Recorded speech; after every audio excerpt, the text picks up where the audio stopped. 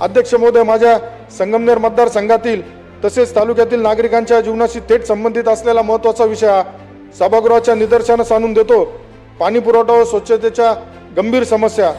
जलजीवन योजना जी हरघर जल देण्याची महत्त्वाकांक्षी योजना आदरणीय मोदी साहेबांनी सुरू केली, त्यांचा उद्देश चांगला होता, परंतु माझ्या संगमनेर तालुक्यामध्ये अशी विदारक परिस्थिती झाली का काही राजकीय ठेकेदारांनी ठराविक प्रत्येक कामं स्वतः घेतलेत। त्यामध्ये एक उदाहरण आपल्याला मी असं देईल का गुलेवाडी म्हणून एक जे गाव आहे, तिथं ज्यावेळेस त्या योजनेला मंजुरी मिळाली त्यावेळेस ती 81 कोटी रुपयाची योजना होती आणि कालांतराने ती 125 कोटी रुपयाची योजना झाली।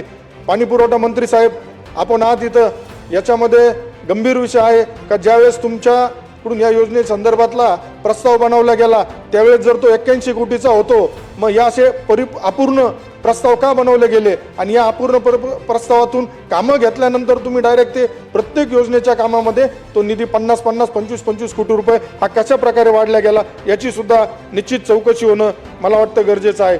अध्यक्ष महोदय, काही ठराविक गावांचे मी सांगतो, गुलेवाडी असेल, धांदरफळ बुद्रुक असेल, जवळे पेडलक, चन्नापुरी, निमगाव, भोजापूर, साकूर, अकलापूर या प्रादेशिक पाणी पुरवठा योजना आहेत, यांची चौकशी होणं गरजेचं आहे।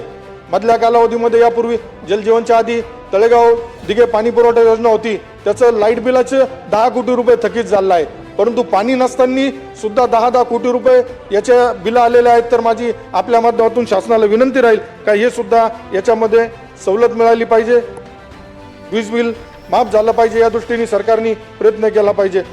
तसेच माझ्या मतदारसंघातील ज्या जलजीवनच्या योजना आहेत त्याचे प्रलंबित ज्या आहेत त्या तत्काळ सुरू होणं गरजेचं आहे। बंद पडलेल्या योजनांची तांत्रिक तपासणी करून त्या दुरुस्त होणं गरजेचं आहे।